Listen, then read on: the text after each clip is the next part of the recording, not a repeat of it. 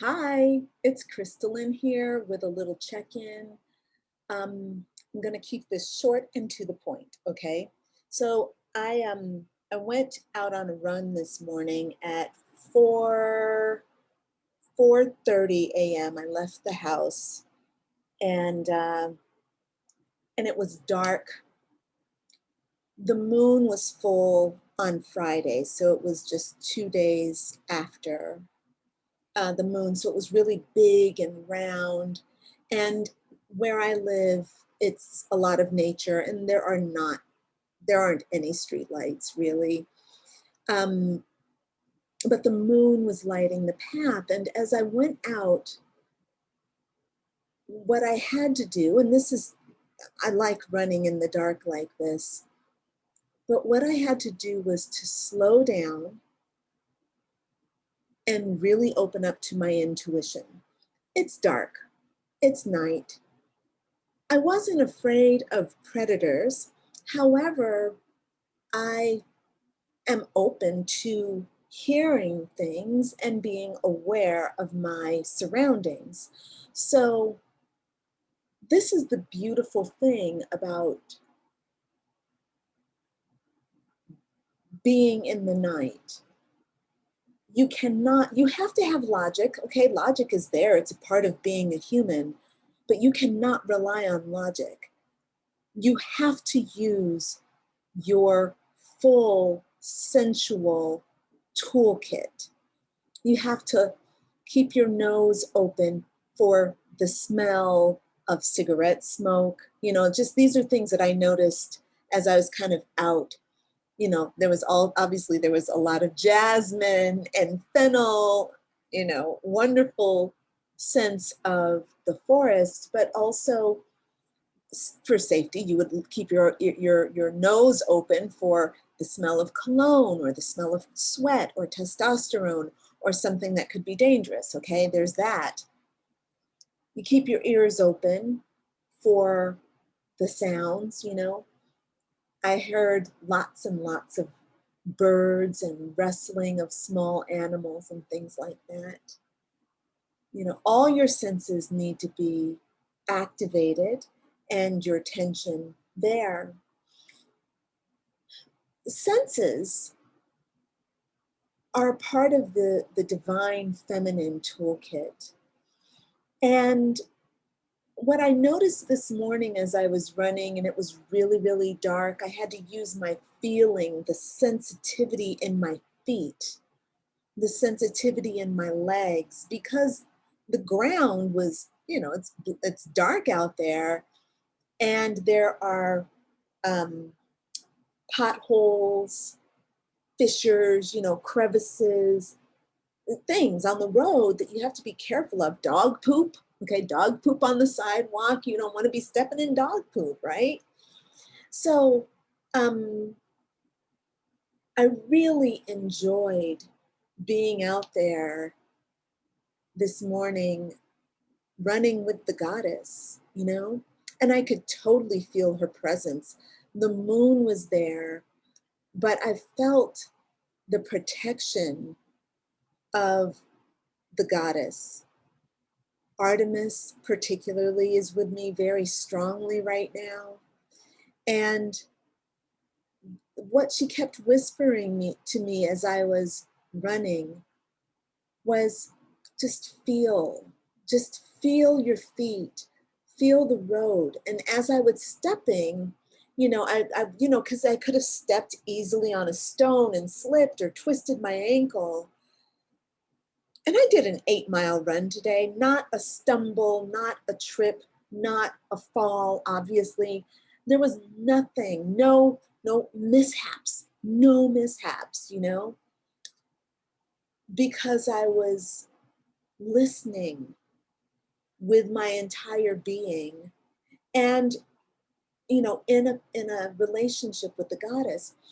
And so so that was the first 4 miles. Now, when I got to mile 4, the sky to the east began to lighten. And so while I was running with the goddess, there was this deep blanket of darkness And I was really comforted by that loving night, velvety energy, right? That's dotted with the stars and the occasional house light, and the moon so full and beautiful in the sky. And as the sun started, or the sky started to light, not the sun yet, I couldn't see the sun yet. The sky gets light way before the sun actually comes up. But I noticed just my being changed. All of a sudden, after I, run for about 4.5 miles, almost, I was near 5 miles I had run without a mishap. At mile 5, when the light is starting to come in, the light of logic, the light of reason, the divine masculine starts coming in, all of a sudden, I'm now nervous about my running. I'm looking at the ground like, oh, the ground, It's just so freaking interesting how this works, because that is just how we humans are and how God and Goddess work with us. The goddess is that part of us that is deep, sensual. We feel our way through and we trust the feeling process, and it carries us so far. It carries us, it nurtures us, it supports us. We are safe in the goddess. And then the masculine comes in, and look, I came out of the goddess and went into the masculine. All of a sudden, my thoughts are no longer kind of just going with the flow, and they're now about making things happen. Like, oh, don't step right there. Oh, you see that? Oh, look, look, look. Oh, what if I don't see things? Maybe I should run on this side of the road. Maybe I should switch to this side of the road. Maybe I should, what's the rule? Okay, I'm running uphill. Let me stop, and let me get ready to run up this hill. I've been running up and down hills the entire time for 5 miles. Why all of a sudden am I like now, oh, I'm running uphill? Because I can see the hill. So this is the point I want to make for you as you are going forward, building your spiritual business. You do need the divine masculine, but you got to control that. You don't need to lead with the masculine aspect of yourself. There are going to be times when you do lead with the masculine aspect of yourself, but for the most part, we really need that feminine aspect, right? Because the feminine supports the masculine. I was told that decades ago. And I'm like, oh no, men support women. Men are strong. Men, they're the breadwinners in households, they're the ones who go out and do get the hunting.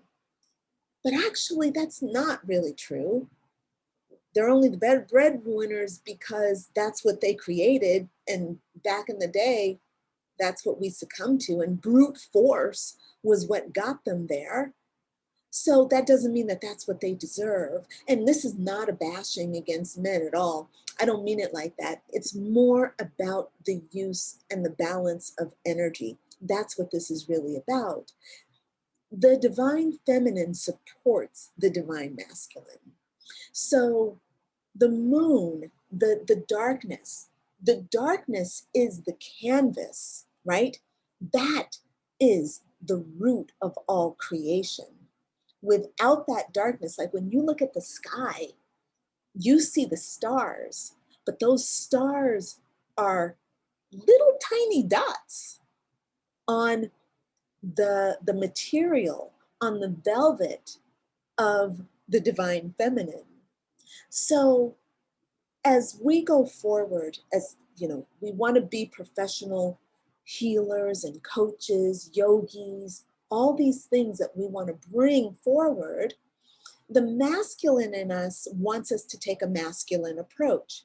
And I honor that approach. I love the divine masculine, and I love using rationale, logic, responsibility. Those are important, okay?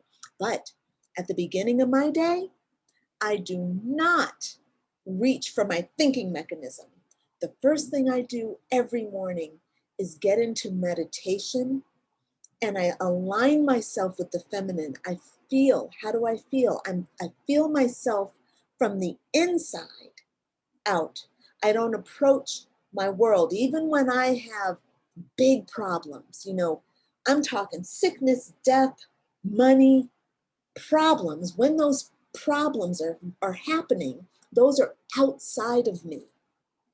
I start my day inside of me, and then I go and deal with those outside things. I want to encourage you to do that as well, because that is where our power is. And this doesn't matter if you're a man or a woman.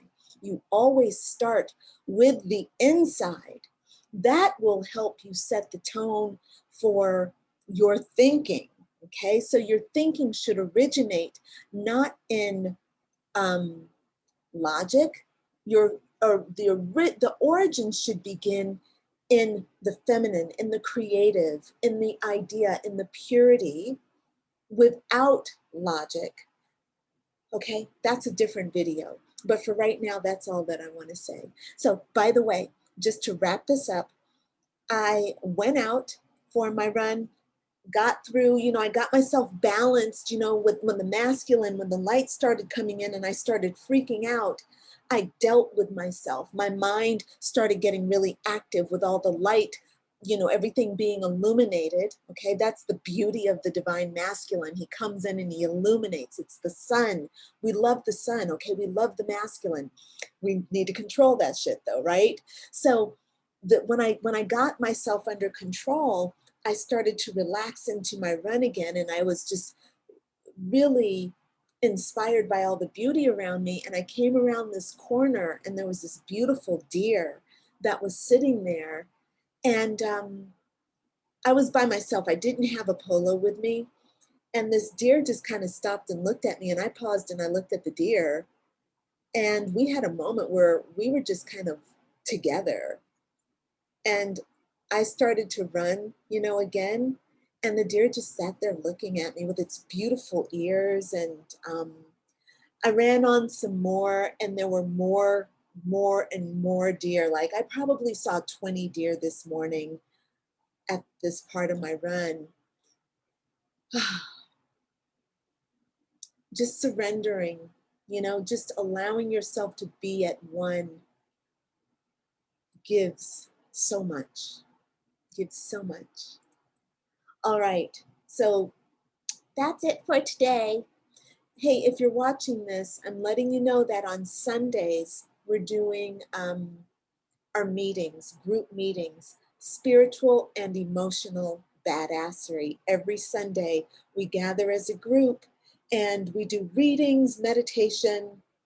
We set our tone for the week, all right? That's more about kind of coming together in the divine feminine so that we can set the week on, starting on Sunday, for how we want this week to go. So we read the energy, we do card readings and healing, so we get our minds straight so that we can be really receptive and really powerful during the week. So we're doing that on Sunday. There will be a link to join the live session in the description for the video. All right, we'll see you soon. Bye for now.